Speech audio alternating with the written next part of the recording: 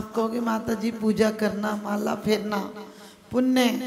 मैंने कहा बहु रूपणी विद्या को सिद्ध करने के लिए रावण ने जाप की थी, लेकिन पुण्य के लिए नहीं की थी। वो राम को मारने की योजना थी। इसलिए क्रिया के लिए पुण्य की नहीं होती है, उसमें लक्ष्य। जीव आत्मा हमारी चेतना किधर लक्ष्य बना रही है? हमारा ज्ञान शुभ ज्ञान है या अशुभ ज्ञान है? हमारा ज्ञान सद्ज्ञान है, सम्यक ज्ञान है, तो हमारा जीव द्रव्य का सही उपयोग है। वरना चोरी है, किसी और की चोरी नहीं है, तुम अपनी चोरी कर रहे हो, अपने घाटे का सौदा कर रहे हो। बर्नी जी से किसी ने 4 आने का सामान दिया, उनने 8 आने दिए, उसने 4 आने वापिस नहीं की, और वो अपने स्वाध्याय में इतने मग्न रहते थे उन्हें पता ही नहीं चला। उनकी माँ ने कहा बेटा कितने की लाया? बोले 4 आने की। उनकी माँ ने कहा बेटा हमने तुम्हें 8 आने दिए थे, तुम भूल के आए हो, तुम्हें बेईमानी हो गई तुम्हारे साथ, उसने तुमसे झूठ बोला, उसने तुम्हें धोखा दिया। उन्होंने कहा माँ मुझे तो ख्याल नहीं रहा, मैं स्वाध्याय में डूबा था। लेकिन मेरे साथ उसने धोखा नहीं किया, अपने आप से धोखा किया गए। 4 आने में क्या किसी को धोखा दोगे?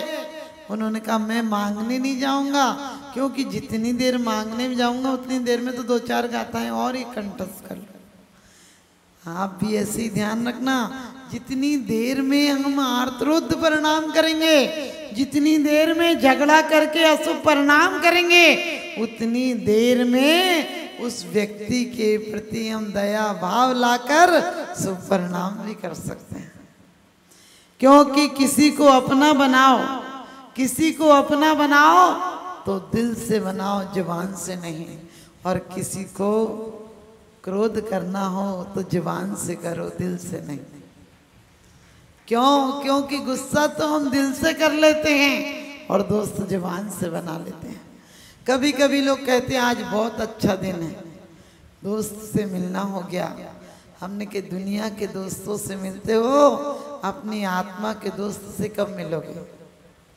क्योंकि इससे मिलने के लिए हमें अन्य अनुष्ठान किए हैं। परमात्मा से रोज रोज पूजन का मौका नहीं मिलता है, इस बहाने आज का दिन मंगलमय हो। आज का दिन पूरा दिन, और ये स्मृतियाँ, ये सिर्फ आप लोग भक्ति करते हो इसलिए नहीं कि आपका फोटो कैमरे में आ जाए।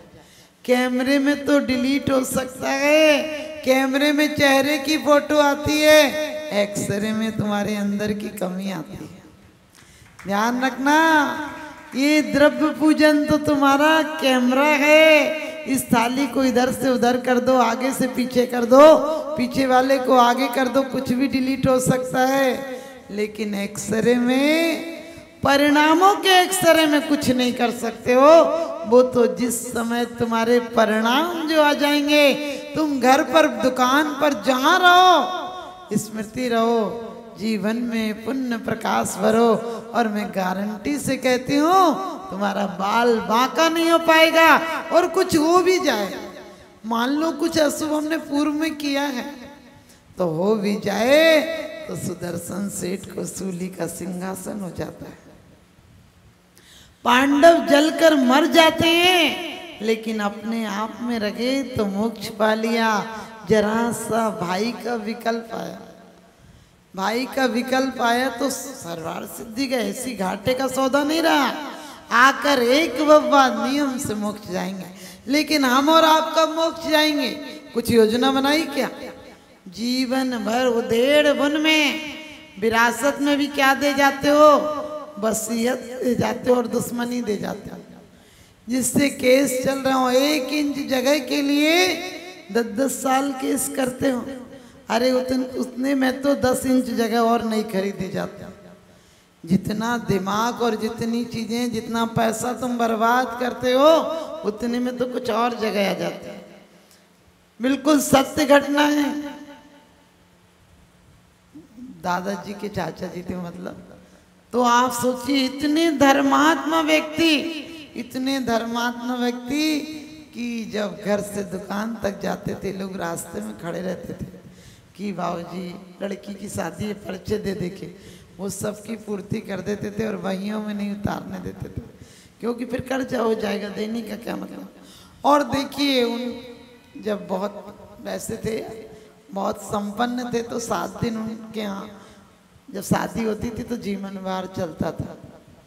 लेकिन 200 आदमी को अपनी तरफ से यात्रा ले जाते थे उस जमाने में, आज से 40 साल पहले, कि यदि 40-45 साल हो गए उस बात को, तो कि यदि कोई अपना खाना बनाए तो 200 रुपये दे देते थे, तुम अपना बनाओ, और यह खाने का इंतजाम होता था।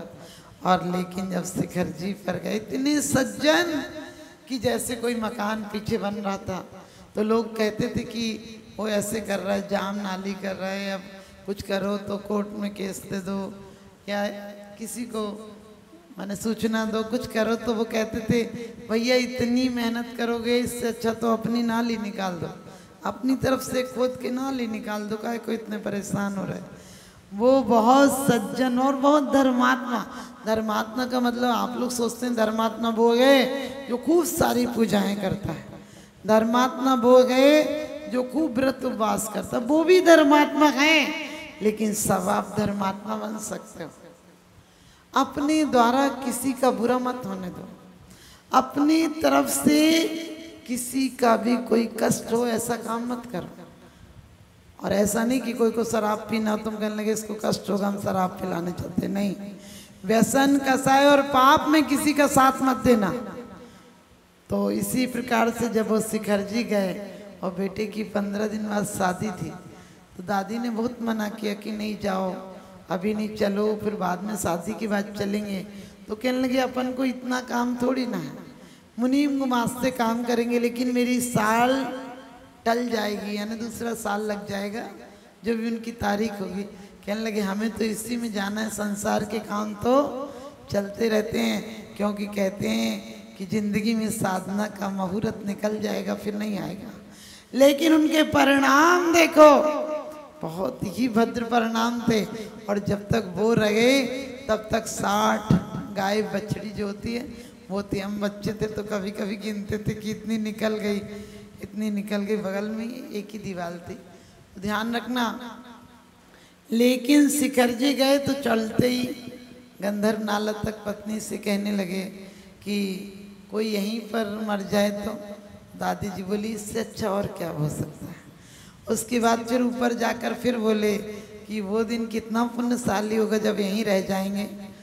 तो औरत अपने पति के बारे में ऐसा नहीं सुन सकती है। तो वो थोड़ी दादी तेज भी थी, उनने कहा कि आप बार बार क्यों कह रहे, चुपचाप से वंदना नहीं कर सकते, और विनती याद नहीं आ रही। फिर कुंतुनाथ की टोंक पर गए, गणधर वाली टोंक पर, फिर बोलने लगे कि वो दिन कभी होगा जब मैं यहीं रह जाऊंगा। तो दादी ने गुस्से में लगा, आज तुम्हें हो क्या गया, तीसरी बार बोल रहा, चुपचाप चल रहे हो कि नहीं। तो हर टोंक पे 108 परिक्रमा दे रहे थे और पूजा कर रहे थे। तो उन्होंने उस दंत की टोंक पर कहा कि ऐसे तो रात हो जाएगी, आपको जितनी पूजा करना एक जगह पूजा कर लो, और जितनी परिक्रमा देना 3-3 दो, 108 दोगे तो बहुत देर हो जाएगी। और चंदा प्रभु की टोंक पर उन्होंने करीब 5-6 पूजाएं की और 108 परिक्रमा दी और ढोक दी, तो ढोक देते ही रह गए। ढोक देने के बाद तो दादी जी ने उन्हें हिलाया, उन्हें लगा कि ढोक ऐसी दे रहे हैं, कुछ पढ़ रहे होंगे, तो उन्होंने ढोक दी। तो ढोक देते ही बहुत देर हो गई, तब दादी ने कहा ऐसी कैसी ढोक दे रहे हो, भगवान ने पकड़ लिया क्या। तब हिलाया तो उन्हें थोड़ी पता था, वो तो सोच रहे थे ढोक ही दे रहे हैं। और ढोक हिलाया तो फिर तो था नहीं, कुछ ढुड़क गए। आप सोचिए। और लेकिन आपको ये बात क्यों कही है कि अशुभ के उदय में भी शुभ का बंद करना चाहिए। दादी तो रास्ते भर उन्हें डोली में फिर लेकर आए, लेकिन डोली में वो सोच नहीं सकती थी कुछ हो गया, नाक बंद करते आई, जल्दी ले चलो नीचे, जल्दी ले चलो, ऐसे करते हुए। अब लोग तो समझ गए थे कि कुछ नहीं है। नीचे आए तो कहने लगी कि धर्मशाला में क्यों ले जा रहे हो, हॉस्पिटल ले जाओ। तो लोगों ने कहा महाराज जी का आशीर्वाद दिलाएंगे। महाराज जी को पहले बता दिया था कि वो जिद कर रही हैं हॉस्पिटल ले जाने की, लेकिन क्या करें। तो महाराज जी ने, विमल सागर जी थे, उन्होंने जैसे ही उनके पास ले गए तो उन्होंने कहा ऐसी मौत तो किसी की होती है, बहुत कम तुम लोगों की होती है। फिर आप सोच सकते हैं अचानक औरत सुने कि मौत हो गई तो कितना बुरा हाल होता है। लेकिन जब उनके 2 बेटे विदेश में भी हैं, बहुत बढ़िया, हर तरह से देश वाले भी अच्छे हैं, विदेश वाले तो बहुत बड़े साइंटिस्ट हैं। तो उन लोगों की खबर आई कि हम पटना से प्लेन से ले आएंगे वो।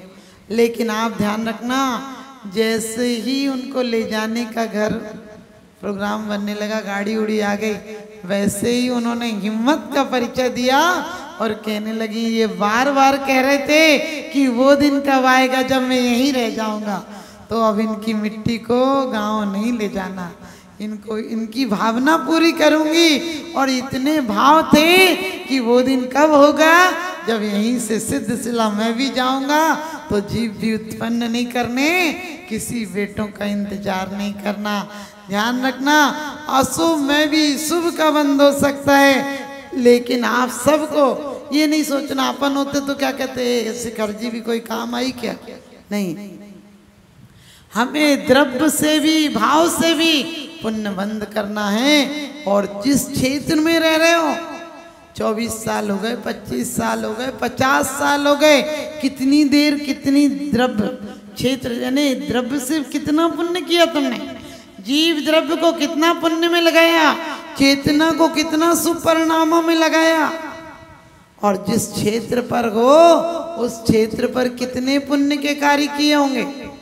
मुझे लगता है जितने लोग बैठे हो मुश्किल से 50-60 विधान किए होंगे, इससे ज्यादा नहीं किए होंगे, क्योंकि कब मौके मिलते हैं। हमेशा ध्यान रखना, सामूहिक विवाह में, सामूहिक कार्यक्रम में, राग में सामूहिक लोगों को सबको बुलाते हो तो त्याग और वीतरागता, प्रशस्त राग में भी सबको बुलाया करो। समझ गए, प्रशस्त राग है, ये पुण्य बंध का कारण है। शादी में हम सबको बुला लेते हैं और ऐसे में किसी को नहीं, अपने घर के लोग आकर विधान करके चले जाते हैं। ये ऐसे कार्यक्रमों में बुलाओ, 10 लक्षण में बुलाओ कि हम भी साधना करेंगे और आप लोग भी साधना कीजिए। और क्षेत्र, क्योंकि क्षेत्र पावन हो जाएगा। जिस क्षेत्र में पाप किए हो उस क्षेत्र में पुण्य कार्य करोगे तो क्षेत्र पावन। काल, आचार्यों ने कहा कि जितनी देर तुम राग के कार्य करते हो, जितना समय जितना काल तुम राग में करते हो, उतना त्याग में करते हो क्या? उतनी देर शुभ भावनाएं करते हो क्या? अरे घर घर मंदिर हो जाना चाहिए, घर घर मंदिर हो जाना चाहिए का मतलब आप लोग शाम को 24 घंटे उस कबूतर खाने में रहते हो, तो कम से कम 10-15 मिनट तो ऐसा करो कि कम से कम स्वाध्याय करो।